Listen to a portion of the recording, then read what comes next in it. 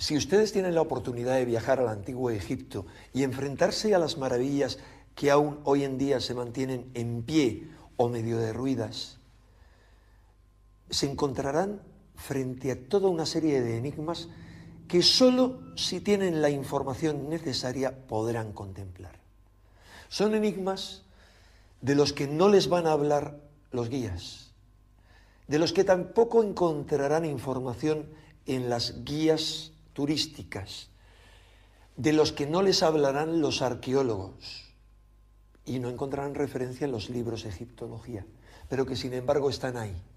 Están ahí visibles, perceptibles para cualquiera que tenga los conocimientos técnicos para saber que en muchas de sus realizaciones los antiguos egipcios debieron necesariamente utilizar una tecnología que está prácticamente a la altura de la tecnología moderna del siglo XXI o el siglo XX.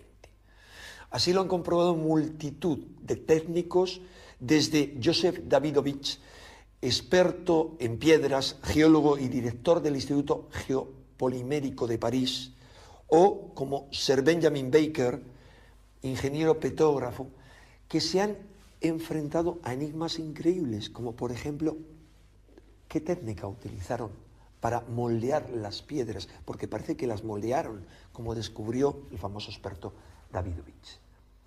¿O qué tecnología utilizaron para taladrar con una precisión increíble piedras de diorita que hoy en día solo pueden ser taladradas con taladros modernos con punta de diamante, cuando esa tecnología, según los egiptólogos, era absolutamente desconocida a los egipcios de aquella época? ¿Y por qué algunas de las realizaciones tecnológicas más asombrosas del antiguo Egipto, por ejemplo, la construcción de la Gran Pirámide, se da en las primeras dinastías, sin prácticamente intentos previos y con una degeneración inmediatamente posterior, pero muy rápida? Tal vez porque ni el hecho de quiénes la construyeron, cuándo la construyeron, cómo la construyeron y otras muchas más cuestiones coincidan con la versión que nos dan los egiptólogos. Para comprobar que ellos así, será suficiente con que nos acompañen en este viaje de la mano de Manuel José Delgado, que durante muchos años y a lo largo de muchos viajes ha estudiado algunos de los muchos enigmas que nos plantea la civilización egipcia.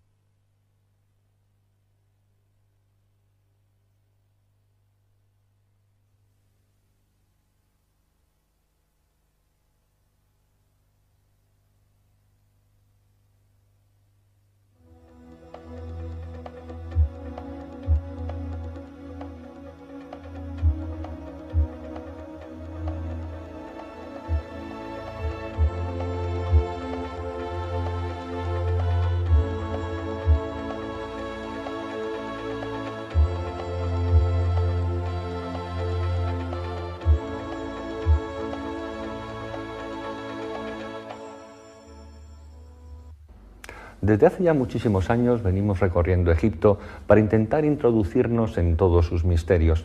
En el siguiente trabajo de investigación podrán comprobar la gran cantidad de datos expuestos, toda la documentación que manejamos. Son muchísimos números que hablan de medidas, de ángulos, de proporciones.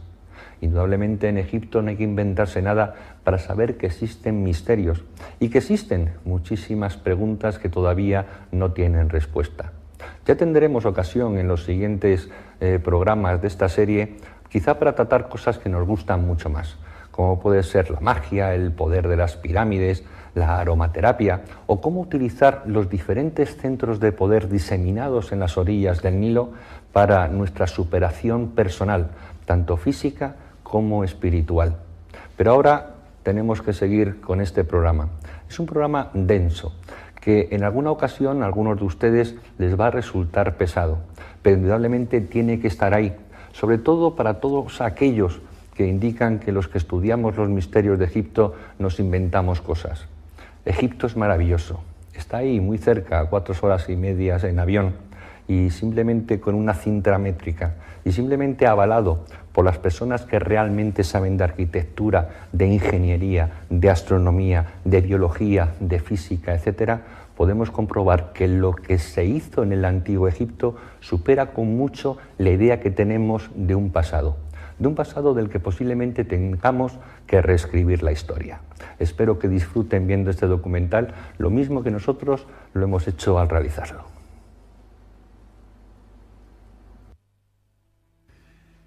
Cuando Champollion descifra la piedra Rosetta elaborando su primer diccionario de jeroglífico, abre a millares de investigadores las puertas de un mundo tan fascinante como desconocido, creando un instrumento que permitía descifrar aquello que los antiguos egipcios dejaron escrito en sus tumbas y papiros, mostrando unos conocimientos científicos que resultan asombrosos para su altísimo nivel y cuyos orígenes parecen perderse en la noche de los tiempos, abriendo la incógnita de cómo una civilización puede saltar del neolítico a esos niveles de genialidad y después ir perdiendo paulatinamente su esplendor y sus saberes. La historiografía oficial nos ofrece una imagen global de una civilización fascinante, ignorando determinadas pruebas arqueológicas capaces de romper cualquier esquema establecido, ya que del mismo modo que si podemos hablar de una evolución cultural lineal a lo largo de las 31 dinastías del Egipto faraónico, no podemos decir lo mismo de su evolución tecnológica, que nos muestra unos espectaculares avances en un periodo determinado y una posterior involución de la que no nos hablan los libros de historia. La meseta de Giza es el mayor testimonio de estos problemas arqueológicos, y en especial la Gran Pirámide. No existe ninguna inscripción que explique sus misterios, ninguna pista válida que confirme su datación en el tiempo. Simplemente 3 millones de bloques de piedra, 7 millones de toneladas erigidos como homenaje a la mística, a la ciencia o a la locura. Los viajeros de la antigüedad ya manifestaron su asombro ante la ausencia total de una tecnología que justificase la construcción de las pirámides. La arqueología ha tratado de dar respuesta a los cómo y los porqués de tan magna construcción, careciendo de la base suficiente en campos tan importantes como la física, las matemáticas o la geometría. Desde que en el siglo XIX se descubrieran las relaciones de la Gran Pirámide con los números pi y phi, se inició una frenética carrera hacia la interpretación de sus medidas, dando como resultado las más insólitas interpretaciones. En pulgadas, en yardas, en metros, en litros o en varas, las mediciones, muchas veces sometidas a tortura, conducían a la explicación de todo, del presente, del pasado y del futuro, no faltando quien achacaba a errores de construcción los datos que fallaban en su teoría. O incluso otros no dudaron en limar algunas aristas para que sus elucubraciones fuesen refrendadas con mayor precisión. Fue a finales del siglo pasado cuando llegó a Egipto Sir William Matthews Flinders, Petrie, con un sofisticado equipo de medición que incluía teodolitos de alta precisión, niveles ópticos, calibres micrométricos con vernier, goniómetros adaptados a ángulos, catetómetros, anteojos de autocolimación, cintas de Invar, termómetros de Beckman, etc. Sus mediciones, las más exactas realizadas hasta ahora, corroboradas años más tarde por los profesores Bokar, Cole y Pochan, han conseguido que puedan elaborarse unas conclusiones ceñidas al más puro rigor académico y que van a abrirnos un nuevo horizonte de investigación para hallar las soluciones a los problemas planteados por aquellos arquitectos. Lo que hace a una disciplina más o menos científica es la medida en que se establezca una preeminencia de los hechos sobre las teorías. Un mismo hecho puede en arqueología tener una fundamental gravitación o ser un detalle omisible de acuerdo a la teoría que barajemos en ese momento. La dificultad se traduce pues en el problema de la evidencia, que en arqueología no tiene el valor que puede lograr en las ciencias exactas o experimentales. Para Petrie, sin embargo, la prueba arqueológica tiene el mismo grado de certeza que la prueba judicial. La historiografía ha considerado que la ausencia de referencias explícitas a una tecnología y una ciencia superior es una evidencia de que no existieron. Hay que tener en cuenta que la primera rueda aparece en la 12ª dinastía. El primer meriette, mira de observación de caña de palma, lo mismo que la primera plomada tej, aparecen en la 18ª dinastía.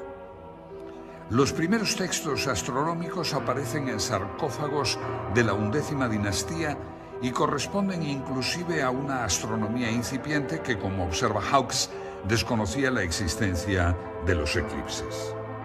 Las primeras representaciones de los meridianos aparecen en el templo de Dendera en época ptolemaica, conjuntamente con las indicaciones sobre la operación del tendido de la cuerda y la determinación del meridiano por las estrellas de la Osa Mayor. El papiro Rhind, de la dinastía XIII, tiene un nivel científico correspondiente a un segundo curso de escuela elemental. El vidrio aparece en la dinastía XIV y los primeros cuchillos de hierro en la 26ª. Solamente en la época ptolemaica, 200 a.C., aparecen en Egipto conocimientos matemáticos y astronómicos de un cierto nivel.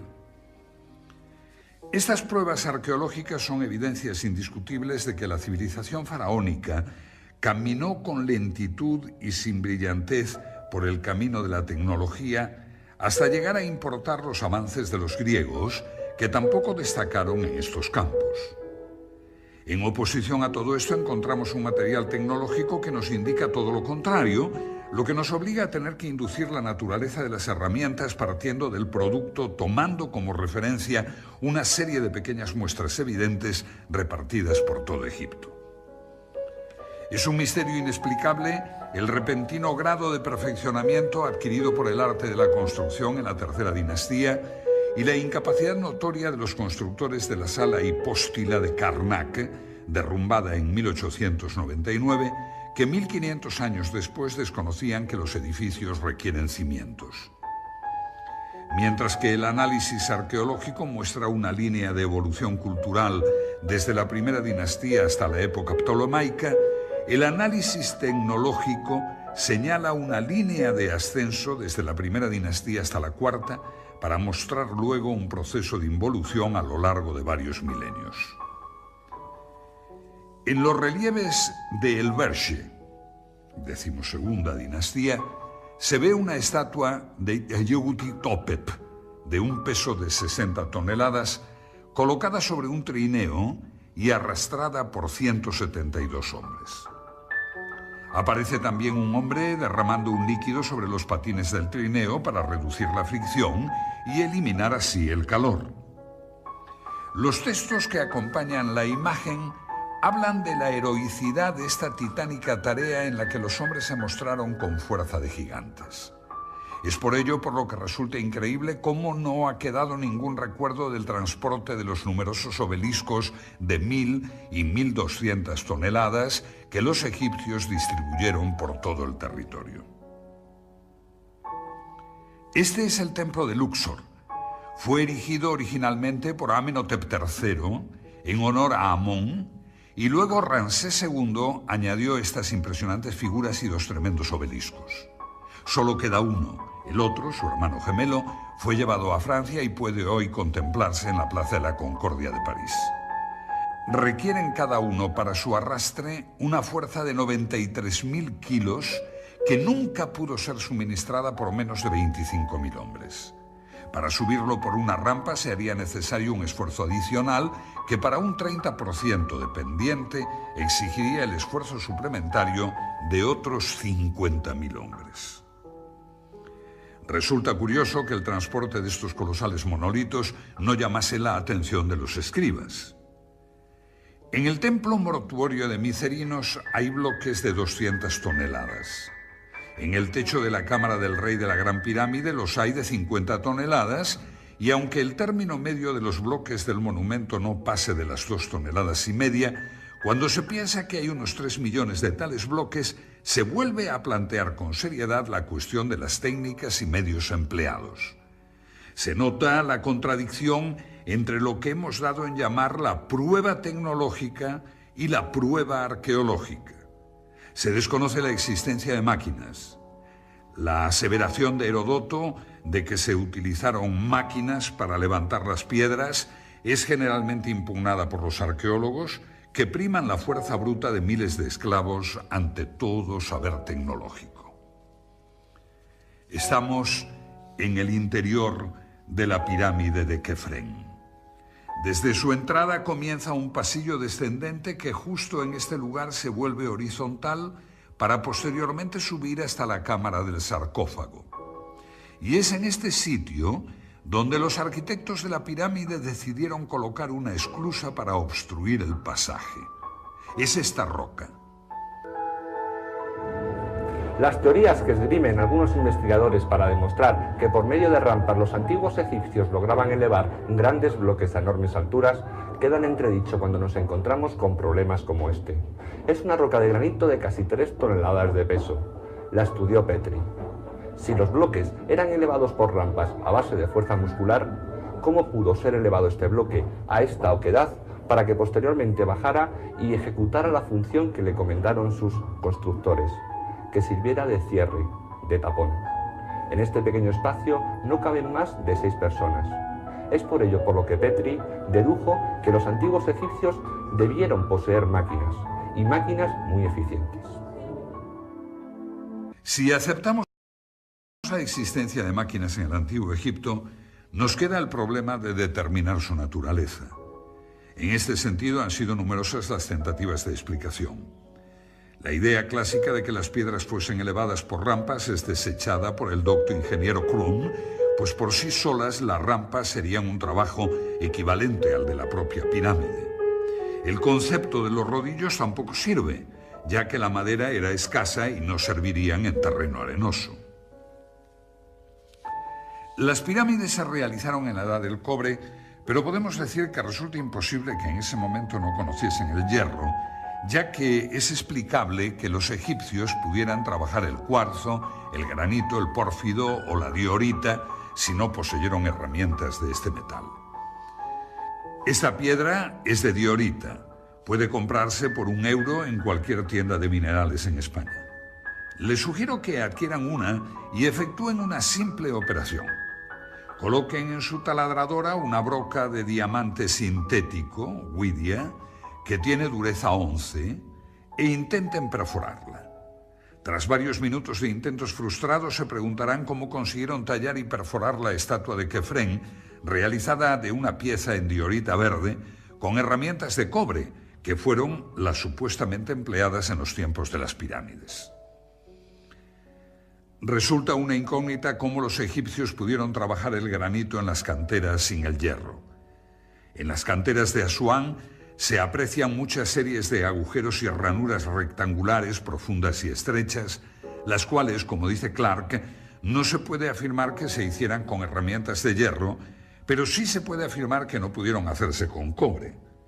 Efectivamente, los cortes de la roca en la cantera se producían tras introducir en los orificios piezas de madera que luego se humedecían.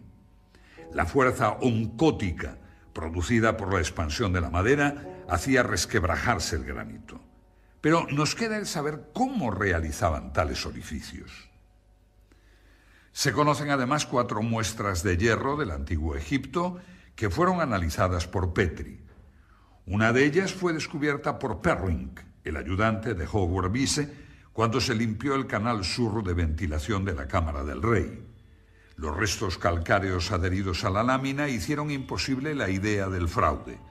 Su análisis demostró que tampoco provenía de meteoritos férricos.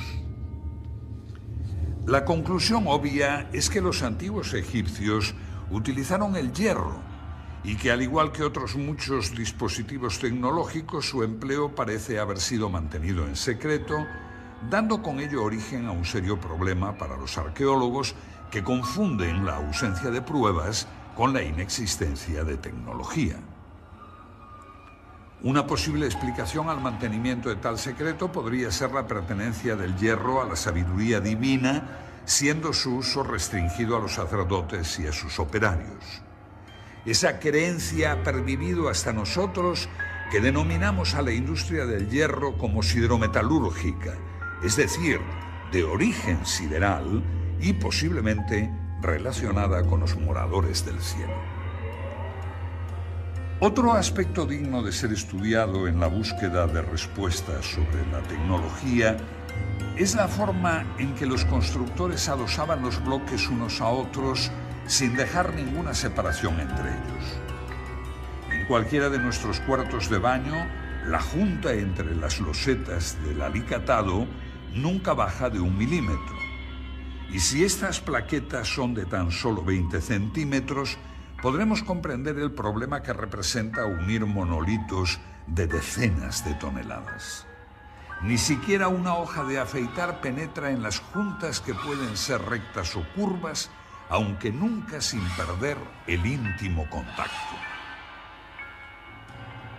Las únicas herramientas que poseemos de los artesanos egipcios son algunos cinceles de cobre, de los que se conocen varias colecciones. En general, las perforadoras prehistóricas trabajaban con polvo de esmeril, pero en piezas del Imperio Antiguo, como vasos y platos de granito o de diorita, se encuentran huellas de una punta cuya naturaleza se desconoce, pero que no pudo ser otra que el diamante. Y aquí nos encontramos con otro problema arqueológico, pues el diamante es considerado inexistente en aquella época. El torno de alfarero todavía no había aparecido en la época en que las vasijas de diorita torneada eran ya perfectas. En dinastías posteriores ya no se volvió a trabajar la diorita. Ni siquiera los escultores de la época saíta se atrevieron con este material. No debe extrañarnos que los egipcios de las primeras dinastías poseyeran instrumentos superiores a los de las siguientes, pues esto es lo que revela constantemente el análisis tecnológico. La tecnología muestra más signos de retroceso que progresos en el tiempo.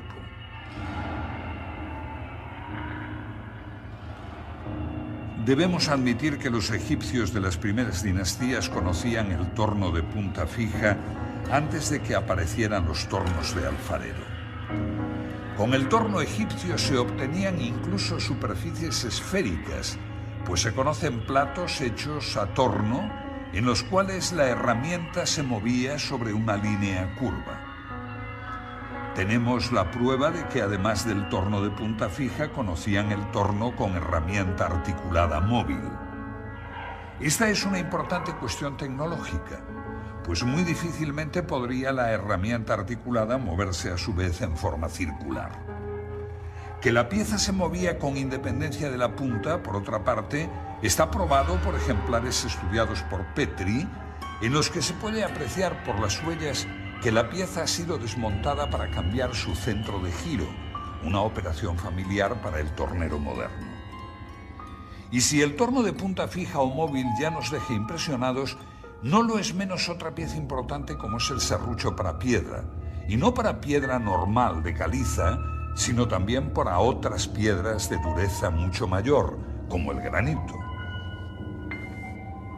Se conocen ejemplares de serruchos egipcios de bronce con dientes de esmeril, cuyo funcionamiento se asemeja a las modernas cortadoras de cinta de acero con polvo de esmeril llevado por agua, con las que se cortan los bloques de granito en las canteras modernas. En los hipogeos de Tebas, 12ª dinastía, se han encontrado bloques de granito cerrados que muestran huellas de óxido de cobre, lo que probaría el empleo de esta herramienta. Pero estudiando la inclinación y la velocidad del descenso de la hoja, se descubre que trabajaban a una enorme presión. Es inadmisible que un serrucho de bronce y esmeril pueda cortar granito si le aplicamos una débil presión y empleamos un tiempo indefinido en el corte.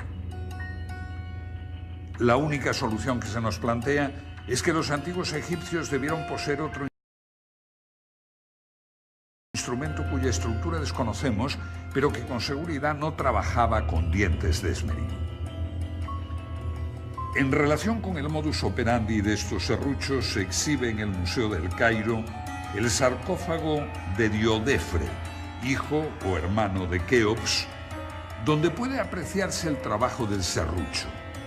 Aparentemente los sarcófagos eran transportados con la tapa no cortada para reforzar la estructura. El serrucho ha cortado ya los 2/3 de la tapa, quedando un resto por cortar en donde todavía puede apreciarse la garganta carcomida por la herramienta. Se observa así la superficie irregular que va dando forma al sarcófago antes de su ulterior pulimento y en donde todavía hoy es posible apreciar las marcas de ocre que indican las líneas de corte. Aparentemente, el serrucho ha sido guiado a mano, como puede inferirse por la forma irregular de la superficie cortada. El ancho de la herramienta, correspondiente al ancho del surco, es de 2 centímetros. El plano de corte presenta desniveles del orden del centímetro. Y aunque no nos imaginamos qué herramienta pudo hacer el corte, se aprecia que su uso fue manual con las imperfecciones que el pulso provoca. En cambio, en otro sarcófago, el de Keops de la Gran Pirámide, en donde los desniveles de las superficies serradas son del orden del milímetro. El serruchado del sarcófago de Keops debe considerarse como una obra maestra en la materia, pues a pesar de no haber recibido un pulido ulterior es casi una pieza terminada. La herramienta llevaba una guía mecánica. Este serrucho se movía a modo de los modernos cortadores de peine que producen bloques de superficies paralelas debido al movimiento simultáneo de varias cintas de acero. Y de nuevo nuestro estupor al comparar la tecnología antigua con los logros de la actual. Esta es una cantera situada en Cerceda, en las estribaciones de la madrileña Sierra de Guadarrama. Su moderna tecnología pudo verse en un stand de la pasada Expo 92 de Sevilla. Los bloques de granito llegan hasta aquí desde la península de Labrador o desde Sudáfrica y abastece a la práctica totalidad de cementerios madrileños. Aquí saben de la industria de la piedra. Su más perfecta máquina de corte para piedras de granito está diseñada por una hoja redonda de 2 metros de diámetro, compuesta de múltiples dientes de huidia, carburo de tungsteno, por lo que no puede cortar bloques de más de 1 metro. Cada vuelta de la hoja avanza tan solo 5 milímetros. Se tarda una mañana entera en cortar toda la roca. No se puede ejercer más presión, pues las puntas se abrasarían. Viendo esto, debemos preguntarnos cómo hacían los antiguos egipcios para que sus serruchos avanzaran en cada presión casi 2,5 milímetros, o sea, 60 veces más potencia que los logros de nuestra avanzada civilización. Pero nuestro asombro no acaba aquí, pues aún hemos de tratar la herramienta más conspicua de la antigua tecnología, el taladro cilíndrico. El tubo ejecutaba taladros de hasta 15 centímetros de diámetro, dejando tras su camino un tarugo central que posteriormente era roto con un simple golpe. Estos taladros se llaman trépanos y pueden verse en algunos lugares de Egipto. El cilindro, en los taladros modernos, es de acero con puntas de huidia. La presión debe regularse cuidadosamente por control manométrico y para un taladro con 3 puntas de diamante, esta es aproximadamente de 50 kilos. Para un taladro con punta de huidia es menor, unos 30 kilos. La herramienta de huidia presenta, sin embargo, la ventaja de su gran velocidad tangencial. El diamante, en cambio, debe ser trabajado a baja velocidad, pues puede quemarse. Los taladros modernos, al igual que en las máquinas de corte, avanzan en el granito 4 centésimas de milímetro por vuelta, mientras que la máquina egipcia avanza 2 milímetros, tan solo 50 veces más. La idea de que pudieran operar por golpes o escoriaciones es rechazada, pues no hay ninguna huella de semejante proceder.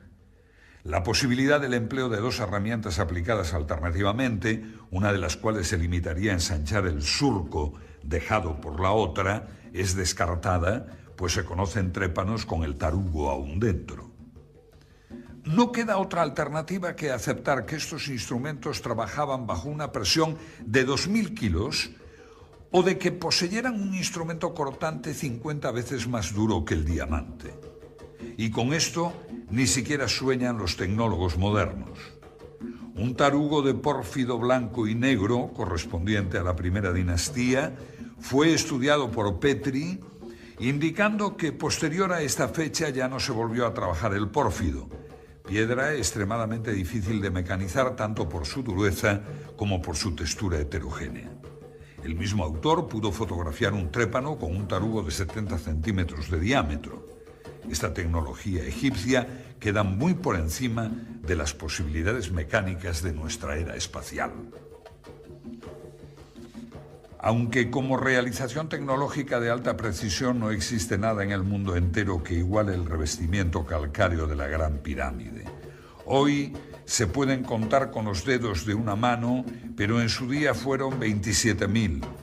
Y es de lamentar la destrucción de este revestimiento de mármol, pues no solo se nos ha privado del placer estético de su contemplación, sino también de la posesión de una obra que podemos con toda seguridad considerar la más grande creación de la tecnología de todos los tiempos. Poseían superficies planas de más de 3 metros cuadrados. Muestran un paralelismo a lo largo de sus aristas de casi 2 metros del orden de las 5 centésimas de milímetro, es decir, en íntimo contacto. La apertura media de la junta es del orden de 5 décimas de milímetro. Además, para mayor asombro, utilizaron en las juntas yeso de rápido fraguado. La tarea parece imposible. Petri constató que no existían en el pavimento huellas de arrastre de los bloques, ni tampoco existen en ellos puntos de engarce para grúas o cuerdas. Además, para mayor asombro, colocaron en las juntas yeso de rápido fraguado que obligaba a colocar el bloque al primer intento sin posibilidad de posteriores movimientos. Y esta es tan solo la primera fila de las más de 200 que tiene la pirámide hasta la cumbre. La única posibilidad de solución nos la ofreció la moderna tecnología en las canteras actuales, la succión. Mediante una campana de vacío actuando sobre una superficie pulida, se levantan hoy piedras de hasta 2 toneladas de peso. Pero, ¿cómo hacían los antiguos egipcios con bloques de más de 16 toneladas? Los 90 grados exactos que forman los diedros de los bloques debieron recibir su último tratamiento en el taller donde se producían. La construcción con bloques prefabricados de una línea recta de 230 metros presupone un control de la angularidad del orden del segundo de error. Pues bien, en la actualidad, para las mejores escuadras normalizadas por la industria moderna, norma DIN 875 admite errores de más o menos 3 centésimas de milímetro, cantidad algo superior que los errores de angulación y paralelismo de la obra egipcia. Teniendo en cuenta que los mejores instrumentos no ópticos miden con errores de más de 300 segundos, se demuestra como un teorema que los egipcios debieron poseer instrumentos ópticos y además de alta precisión, ya que el anteojo de autocolimación corriente, por ejemplo, da errores del orden de los 5 segundos. La construcción de uno de los bloques de revestimiento de 20 metros cuadrados de superficie es una tarea equivalente al pulido del espejo del telescopio de Monte Palomar. Para comprender la magnitud de la obra egipcia bastará observar que aquellos fabricaron 27.000 de estos bloques. Lograron, hace 7.000 años, la producción en masa de instrumentos ópticos que la industria moderna solo produce en escala artesanal. Ninguna otra época histórica realizó tareas de esta naturaleza, por lo que debemos considerar con seriedad lo que ello implica en el dominio de la mecánica, la óptica y la geometría. Con estos planteamientos ya debemos ir desterrando el concepto de casualidad en los restos de la cultura egipcia. La orientación de las pirámides es una de esas casualidades y es lógico que ciertos arqueólogos piensen así, pues de lo contrario habría que suponer un instrumental y unos conocimientos superiores a la tecnología actual, y eso es difícil de aceptar, aunque no nos quede más remedio. Las representaciones que aparecen en el templo solar de Niuserre de la Quinta Dinastía y que coinciden con los textos del templo de Edfu, en las cuales aparece el rey y sacerdotisas con una maza, estacas y la cuerda de arpentar, determinando la orientación de un templo, no puede tomarse al pie de la letra, pues tales representaciones serían como estudiar nuestros sistemas de ingeniería por las fotos de la ceremonia de colocación de una primera piedra. En inscripciones y manuscritos no se desprende el menor atisbo de conocimiento geodésico. La conclusión del análisis arqueológico está pues basada en hechos, y por ello algunos egiptólogos consideran que la exacta orientación geodésica de las pirámides tiene que ser producto del azar. Como casi siempre ocurre en la Gran Pirámide, el análisis tecnológico lleva a la conclusión opuesta. Su error de orientación es de 5 minutos 31 segundos. Para hacernos una idea, coloquemos una moneda de 2 euros a 1 kilómetro de distancia. Su diámetro sería el error que tiene la Gran Pirámide con respecto al norte verdadero. La agrimensura moderna, conducida por teodolitos, cronómetros y tablas astronómicas, admite para el cierre de polígonos un error del 0,3%, que corresponde a un error de 10 segundos traducido en error angular. Ningún procedimiento propuesto ha logrado explicar cómo consiguieron los egipcios tal exactitud. Es imposible, pues, sin un objetivo y un ocular solidarios, intentar ningún género de determinaciones de este tipo. La Gran Pirámide está por encima de la tecnología moderna en cuanto a orientación, pues sus 5 minutos 31 segundos supera con mucho las modernas normas de precisión. Y aún cabe una segunda pregunta.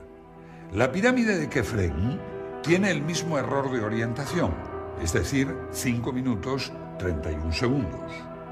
Las dos grandes pirámides de Egipto tienen el mismo error. Y ahora cabe preguntarse si dicho error fue motivo de cambios de orientación total de la meseta de Giza por motivo de los terremotos, o bien si estos 5 minutos 31 segundos no fueran tal error y siguieran la concepción original de los constructores.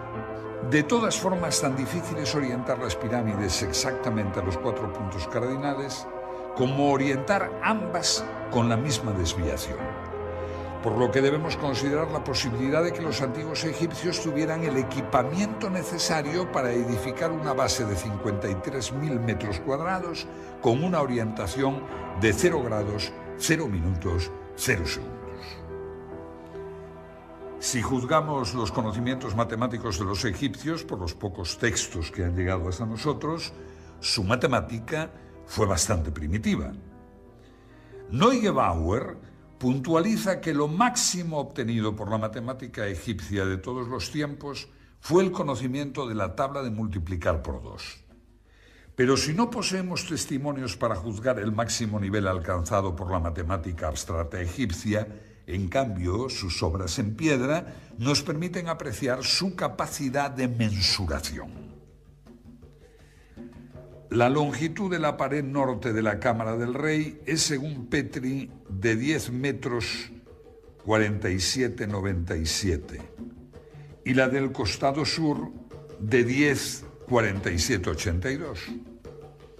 El error de medida es del orden de 1/10 de milímetro por metro, que coincide con las normas modernas para prismas ópticos. Si este error de medida se produce en esta cámara, vamos a ver qué ocurre con una superficie mayor, con la base de toda la pirámide. Este esquema representa la base de la Gran Pirámide, el valor de sus ángulos y las longitudes de los lados. Las medidas aquí consignadas corresponden a las de Borjar y Cole. Descartando el azar en todo este asunto, se nos plantea un serio problema tecnológico. En los 53.000 metros cuadrados de la base de la pirámide cabe la superficie de 8 campos de fútbol y sus diferencias se cuentan en milímetros y en segundos. Las pocas representaciones que han quedado en relieves egipcios nos muestran nuevamente métodos arcaicos y poco efectivos de precisión. Cuerdas de palma, observación visual. El único metal de que disponían era el cobre, pero en tal distancia de 230 metros, las diferencias diurnas de más de 20 grados entre las 10 de la mañana y las 2 de la tarde representa una dilatación del cable de más de 80 centímetros. El error de medida de 3 milímetros representa un control de la temperatura de 0,2 grados, cosa impensable para cualquier topógrafo que necesita las cintas de ínbar, una aleación de hierro y níquel de bajo coeficiente de dilatación térmica, para conseguir casi lo mismo que los egipcios. Termómetros, conocimiento de la física de los metales, equipos ópticos, y tan solo lo que se ha encontrado en las excavaciones son cuerdas de palma, que es lo mismo que tener la evidencia de que los egipcios podían viajar a 200 kilómetros por hora y tan solo encontrar en papiros y relieves la inconfundible estampa de un famélico camello. Pues si la medición de las distancias supera todos los condicionantes, la goniometría no se queda a la zaga.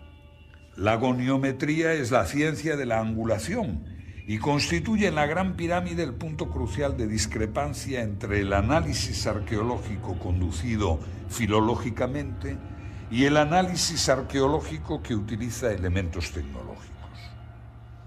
El instrumento primitivo que corresponde a nuestro teodolito era el astrolabio, y el antecesor del sextante fue la ballestina o bastón de Jacob.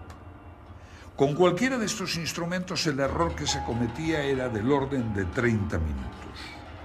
En cuanto a otros instrumentos no ópticos, todavía se emplean para agrimensura de baja precisión ciertos dispositivos como la escuadra de pínulas, siendo las pínulas cerdas o hilos de nylon, y las escuadras de espejo. El error de estos instrumentos se puede apreciar en los 20 minutos. Cuando pasamos a estudiar la goniometría egipcia, nos encontramos con la sorpresa de que aquellos tecnólogos medían ángulos con la precisión de un segundo de arco. Esto debe considerarse como sobrenatural, pues trasciende ampliamente la capacidad del ojo humano, que es como aseguran que fue orientada la pirámide.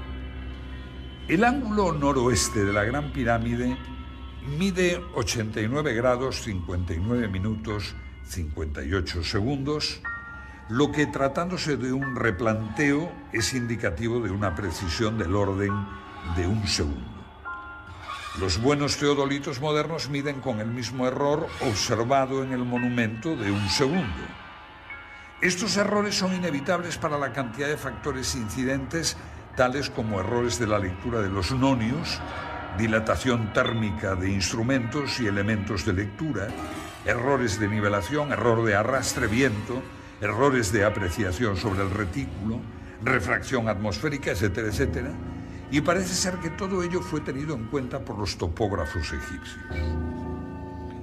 Se nos presenta en goniometría lo mismo que observamos en mensuración, es decir, el mismo error en estructuras pequeñas, como sarcófagos o cámaras, que en las grandes. Ello presenta una homogeneidad al sistema de medidas empleado que excluye cualquier hipótesis basada en el azar o en la casualidad. Como demostración de lo dicho, comparemos la desviación azimutal de las dos grandes pirámides. Ambas pirámides tienen su desviación hacia el oeste. Petrie da los siguientes valores para la pirámide de Keops. Núcleo, 5 minutos, 16 segundos. Pasajes, 5 minutos, 49 segundos.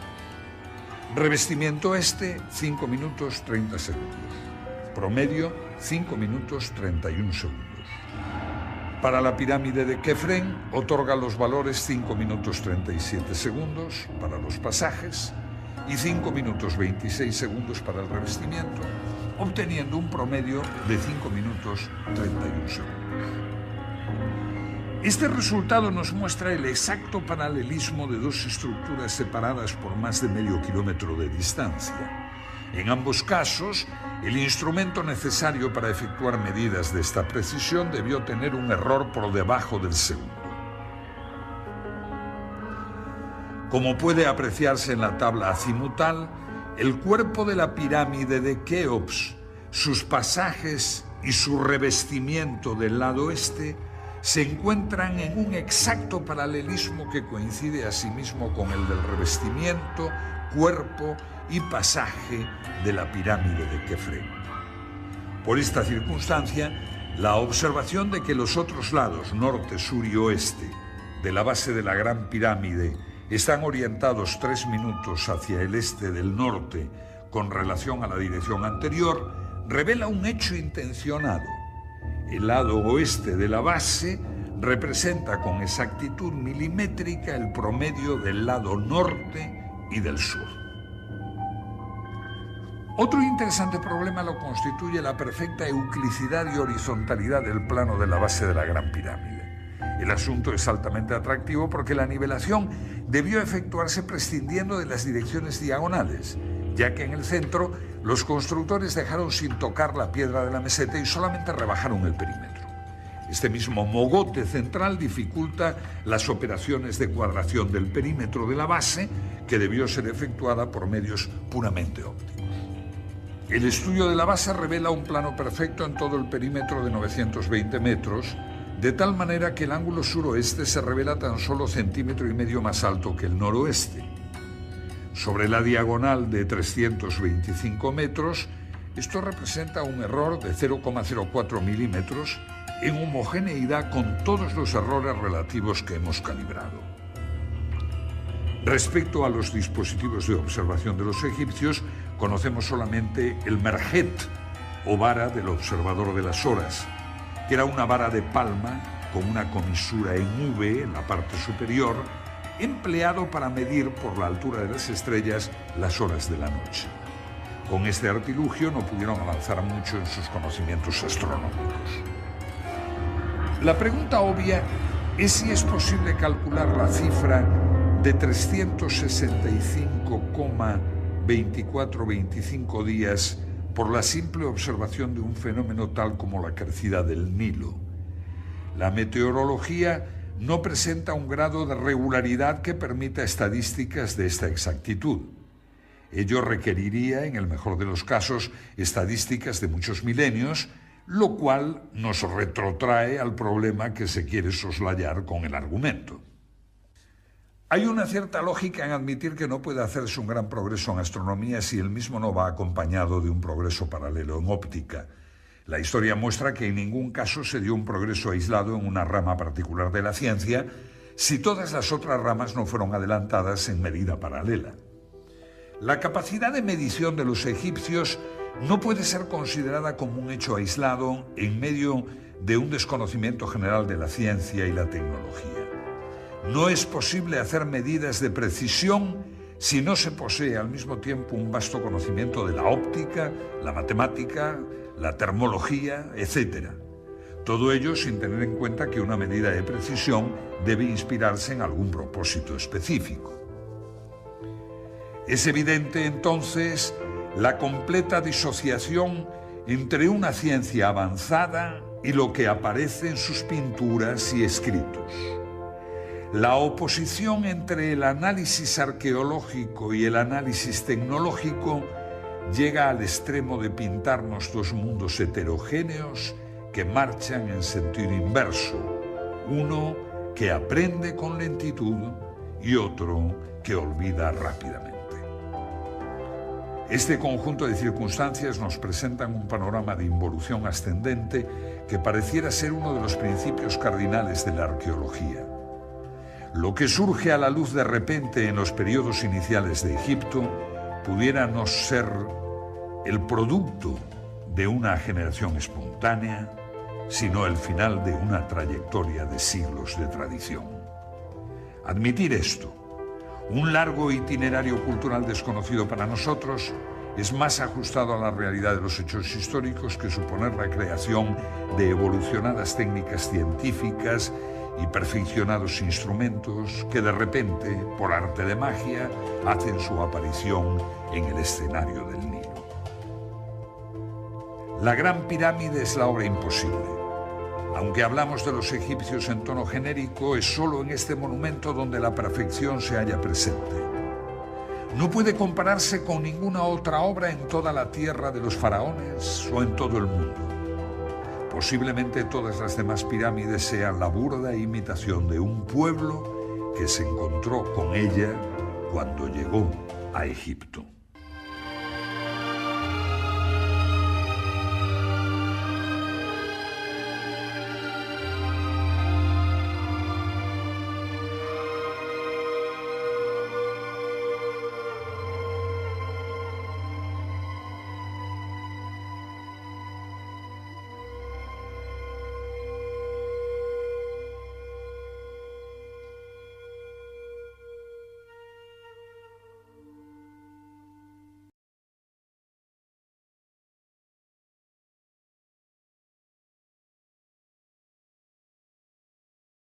Para que sus elucubraciones fuesen refrendadas con mayor precisión.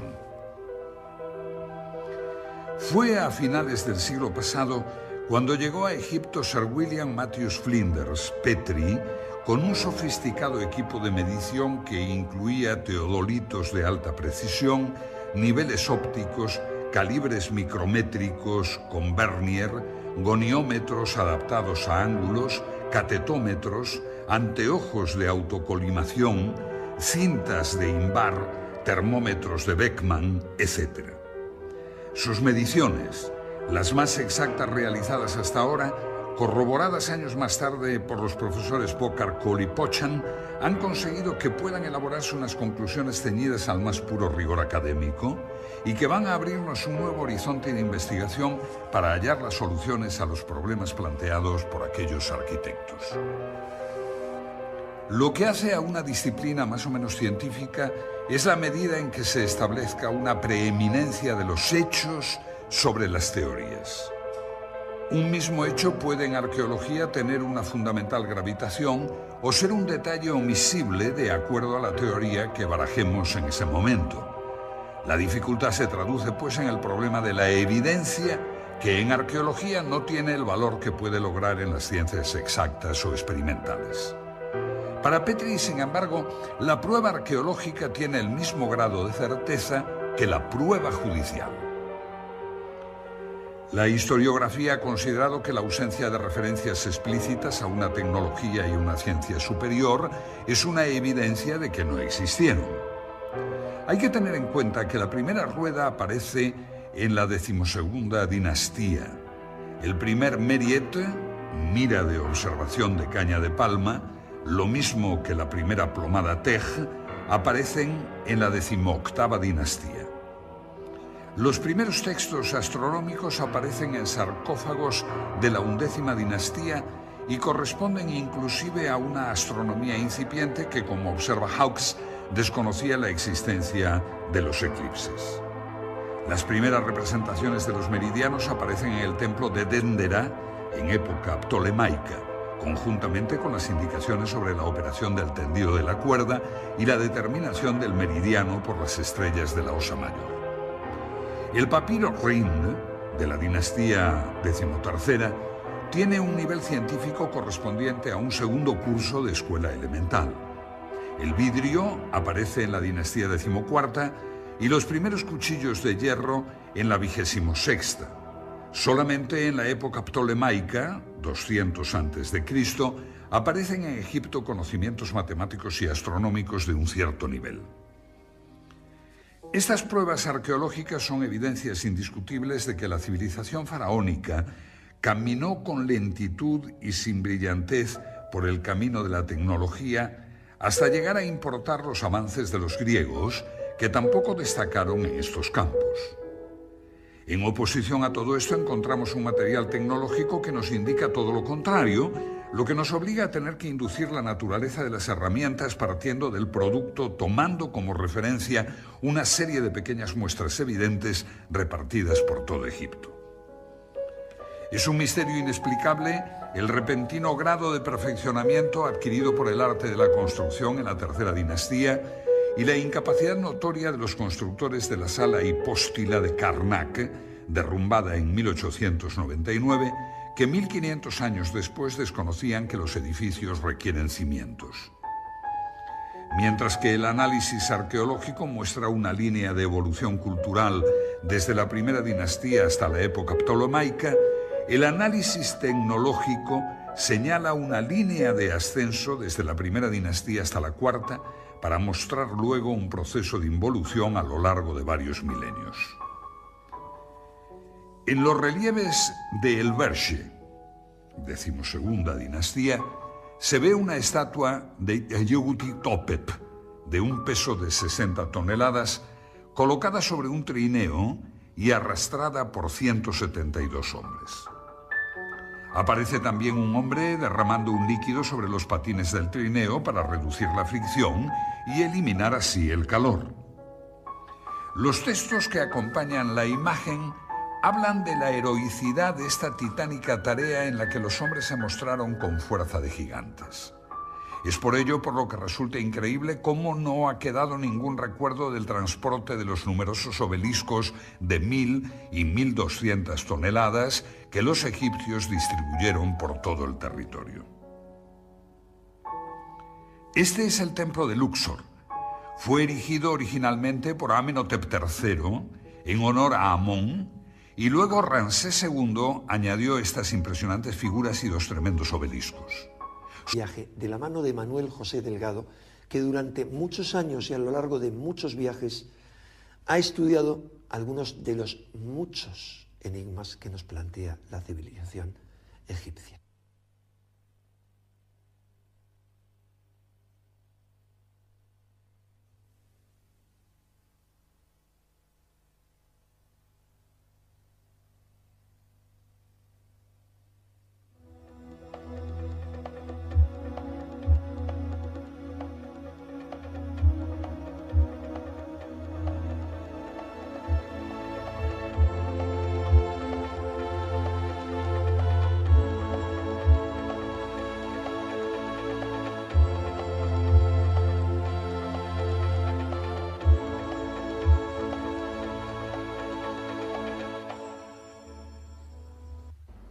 Desde hace ya muchísimos años venimos recorriendo Egipto para intentar introducirnos en todos sus misterios. En el siguiente trabajo de investigación podrán comprobar la gran cantidad de datos expuestos, toda la documentación que manejamos. Son muchísimos números que hablan de medidas, de ángulos, de proporciones. Indudablemente en Egipto no hay que inventarse nada para saber que existen misterios y que existen muchísimas preguntas que todavía no tienen respuesta. Ya tendremos ocasión en los siguientes programas de esta serie, quizá para tratar cosas que nos gustan mucho más, como puede ser la magia, el poder de las pirámides, la aromaterapia, o cómo utilizar los diferentes centros de poder diseminados en las orillas del Nilo para nuestra superación personal, tanto física como espiritual. Pero ahora tenemos que seguir con este programa. Es un programa denso, que en alguna ocasión a algunos de ustedes les va a resultar pesado, pero indudablemente tiene que estar ahí, sobre todo para todos aquellos que indican que los que estudiamos los misterios de Egipto nos inventamos cosas. Egipto es maravilloso, está ahí muy cerca, a 4 horas y media en avión, y simplemente con una cinta métrica, y simplemente avalado por las personas que realmente saben de arquitectura, de ingeniería, de astronomía, de biología, de física, etcétera, podemos comprobar que lo que se hizo en el Antiguo Egipto supera con mucho la idea que tenemos de un pasado del que posiblemente tengamos que reescribir la historia. Espero que disfruten viendo este documental lo mismo que nosotros lo hemos hecho al realizarlo.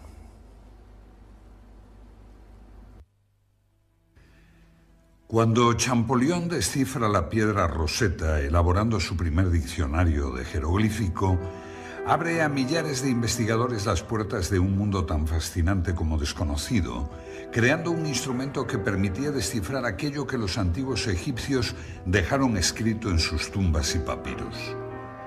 Mostrando unos conocimientos científicos que resultan asombrosos para su altísimo nivel y cuyos orígenes parecen perderse en la noche de los tiempos, abriendo la incógnita de cómo una civilización puede saltar del neolítico a esos niveles de genialidad y después ir perdiendo paulatinamente su esplendor y sus saberes. La historiografía oficial nos ofrece una imagen global de una civilización fascinante, ignorando determinadas pruebas arqueológicas capaces de romper cualquier esquema establecido, ya que del mismo modo que si podemos hablar de una evolución cultural lineal a lo largo de las 31 dinastías del Egipto faraónico, no podemos decir lo mismo de su evolución tecnológica, que nos muestra unos espectaculares avances en un periodo determinado y una posterior involución de la que no nos hablan los libros de historia. La meseta de Giza es el mayor testimonio de estos problemas arqueológicos, y en especial la Gran Pirámide. No existe ninguna inscripción que explique sus misterios, ninguna pista válida que confirme su datación en el tiempo. Simplemente 3 millones de bloques de piedra, 7 millones de toneladas erigidos como homenaje a la mística, a la ciencia o a la locura. Los viajeros de la antigüedad ya manifestaron su asombro ante la ausencia total de una tecnología que justificase la construcción de las pirámides. La arqueología ha tratado de dar respuesta a los cómo y los porqués de tan magna construcción, careciendo de la base suficiente en campos tan importantes como la física, las matemáticas o la geometría. Desde que en el siglo XIX se descubrieran las relaciones de la Gran Pirámide con los números pi y phi, se inició una frenética carrera hacia la interpretación de sus medidas, dando como resultado las más insólitas interpretaciones. En pulgadas, en yardas, en metros, en litros o en varas, las mediciones, muchas veces sometidas a tortura, conducían a la explicación de todo, del presente, del pasado y del futuro, no faltando quien achacaba a errores de construcción los datos que fallaban en su teoría. O incluso otros no dudaron en limar algunas aristas. Si ustedes tienen la oportunidad de viajar al antiguo Egipto y enfrentarse a las maravillas que aún hoy en día se mantienen en pie o medio derruidas, se encontrarán frente a toda una serie de enigmas que solo si tienen la información necesaria podrán contemplar. Son enigmas de los que no les van a hablar los guías, de los que tampoco encontrarán información en las guías turísticas, de los que no les hablarán los arqueólogos y no encontrarán referencia en los libros de egiptología, pero que sin embargo están ahí. Están ahí visibles, perceptibles para cualquiera que tenga los conocimientos técnicos para saber que en muchas de sus realizaciones los antiguos egipcios debieron necesariamente utilizar una tecnología que está prácticamente a la altura de la tecnología moderna del siglo XXI o el siglo XX. Así lo han comprobado multitud de técnicos, desde Joseph Davidovich, experto en piedras, geólogo y director del Instituto Geopolimérico de París, o como Sir Benjamin Baker, ingeniero petógrafo, que se han enfrentado a enigmas increíbles, como por ejemplo, ¿qué técnica utilizaron para moldear las piedras? Porque parece que las moldearon, como descubrió el famoso experto Davidovich. ¿O qué tecnología utilizaron para taladrar con una precisión increíble piedras de diorita que hoy en día solo pueden ser taladradas con taladros modernos con punta de diamante, cuando esa tecnología, según los egiptólogos, era absolutamente desconocida a los egipcios de aquella época? ¿Y por qué algunas de las realizaciones tecnológicas más asombrosas del antiguo Egipto, por ejemplo, la construcción de la Gran Pirámide, se da en las primeras dinastías, sin prácticamente intentos previos y con una degeneración inmediatamente posterior, pero muy rápida? Tal vez porque ni el hecho de quiénes la construyeron, cuándo la construyeron, cómo la construyeron y otras muchas más cuestiones coincidan con la versión que nos dan los egiptólogos. Para comprobar que ello es así, será suficiente con que nos acompañen en este video. Si ustedes tienen la oportunidad de viajar al antiguo Egipto y enfrentarse a las maravillas que aún hoy en día se mantienen en pie o medio derruidas, se encontrarán frente a toda una serie de enigmas que solo si tienen la información necesaria podrán contemplar.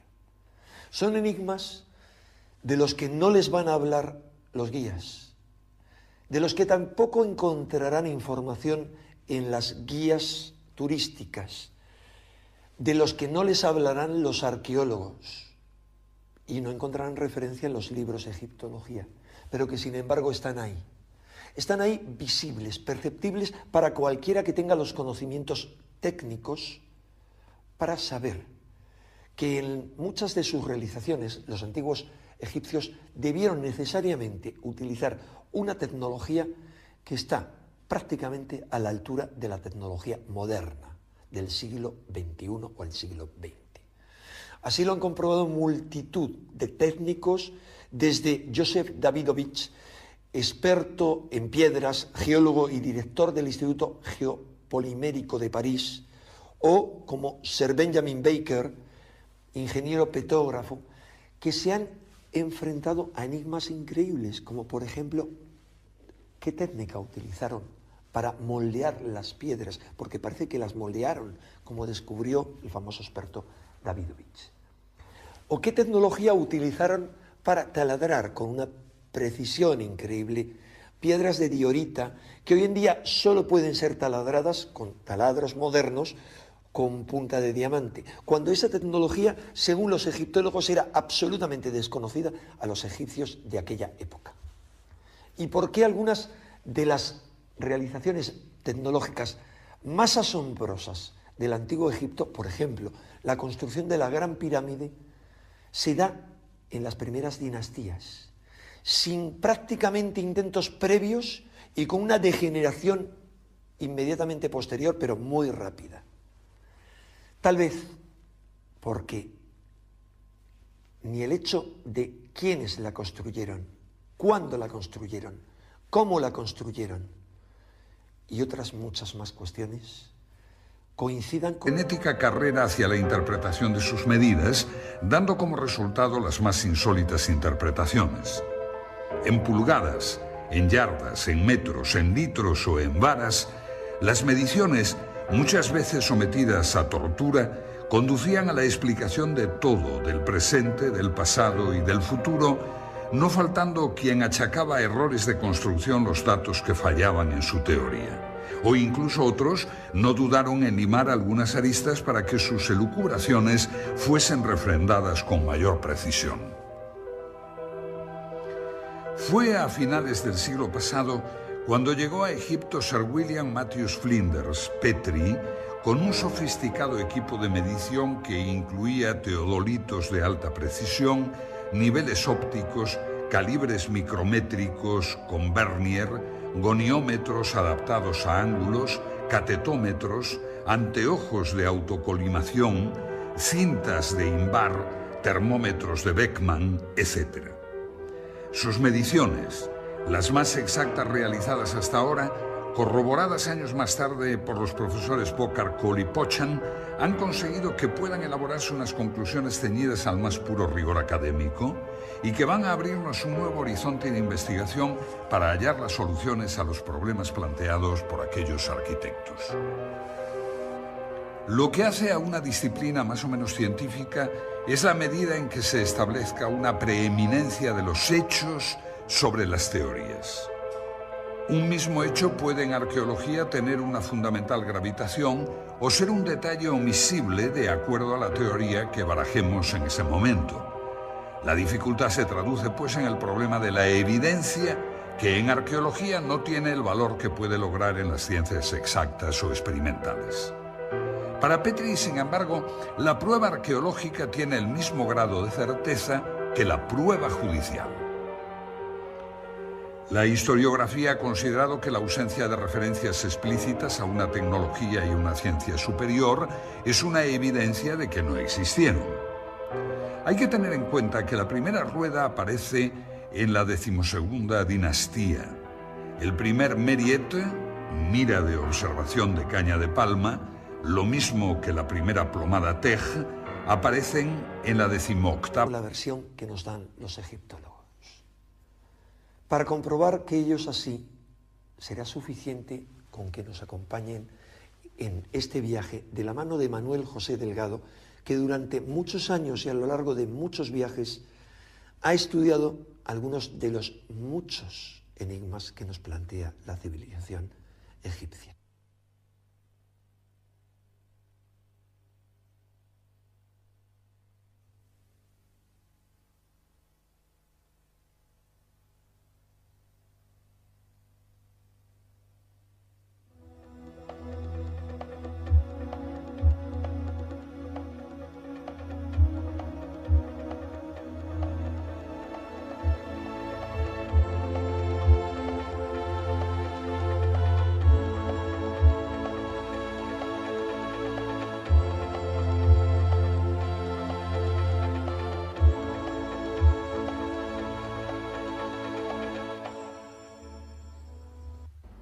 Desde hace ya muchísimos años venimos recorriendo Egipto para intentar introducirnos en todos sus misterios. En el siguiente trabajo de investigación podrán comprobar la gran cantidad de datos expuestos, toda la documentación que manejamos. Son muchísimos números que hablan de medidas, de ángulos, de proporciones. Indudablemente en Egipto no hay que inventarse nada para saber que existen misterios y que existen muchísimas preguntas que todavía no tienen respuesta.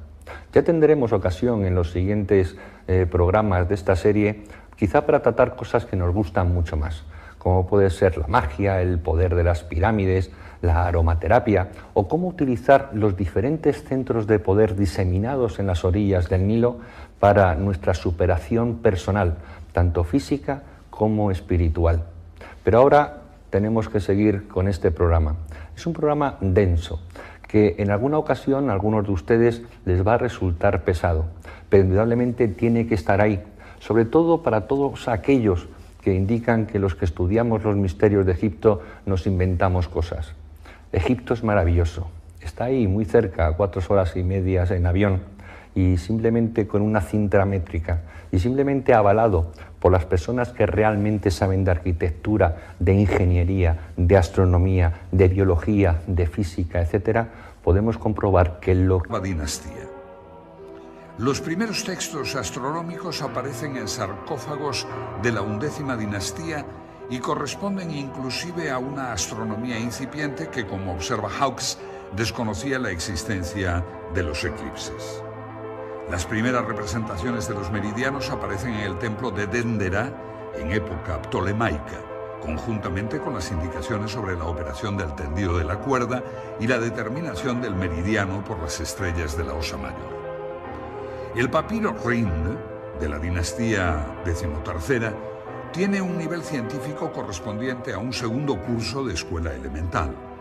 El vidrio aparece en la dinastía XIV y los primeros cuchillos de hierro en la 26ª. Solamente en la época ptolemaica, 200 a.C., aparecen en Egipto conocimientos matemáticos y astronómicos de un cierto nivel. Estas pruebas arqueológicas son evidencias indiscutibles de que la civilización faraónica caminó con lentitud y sin brillantez por el camino de la tecnología hasta llegar a importar los avances de los griegos, que tampoco destacaron en estos campos. En oposición a todo esto encontramos un material tecnológico que nos indica todo lo contrario, lo que nos obliga a tener que inducir la naturaleza de las herramientas partiendo del producto, tomando como referencia una serie de pequeñas muestras evidentes repartidas por todo Egipto. Es un misterio inexplicable el repentino grado de perfeccionamiento adquirido por el arte de la construcción en la tercera dinastía y la incapacidad notoria de los constructores de la sala hipóstila de Karnak, derrumbada en 1899, que 1500 años después desconocían que los edificios requieren cimientos. Mientras que el análisis arqueológico muestra una línea de evolución cultural desde la primera dinastía hasta la época ptolemaica, el análisis tecnológico señala una línea de ascenso desde la primera dinastía hasta la cuarta, para mostrar luego un proceso de involución a lo largo de varios milenios.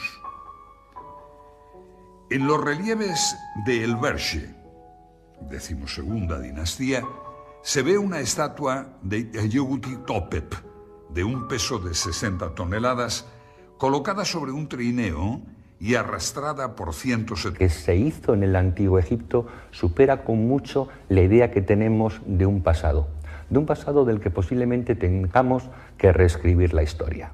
Espero que disfruten viendo este documental lo mismo que nosotros lo hemos hecho al realizarlo.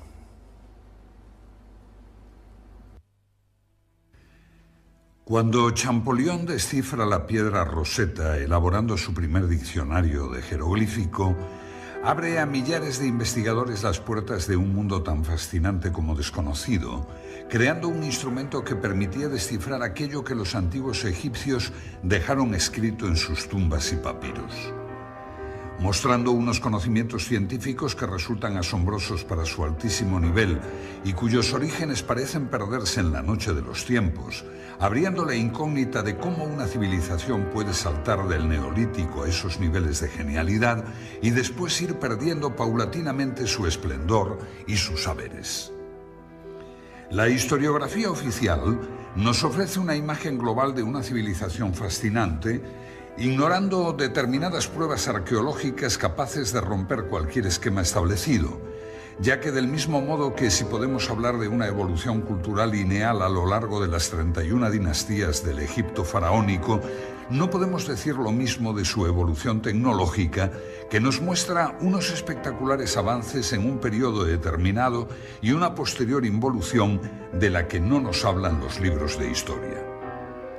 La meseta de Giza es el mayor testimonio de estos problemas arqueológicos, y en especial la Gran Pirámide. No existe ninguna inscripción que explique sus misterios, ninguna pista válida que confirme su datación en el tiempo. Simplemente 3 millones de bloques de piedra, 7 millones de toneladas erigidos como homenaje a la mística, a la ciencia o a la locura. Los viajeros de la antigüedad ya manifestaron su asombro ante la ausencia total de una tecnología que justificase la construcción de las pirámides. La arqueología ha tratado de dar respuesta a los cómo y los porqués de tan magna construcción, careciendo de la base suficiente en campos tan importantes como la física, las matemáticas o la geometría. Desde que en el siglo XIX se descubrieran las relaciones de la Gran Pirámide con los números pi y phi, se inició una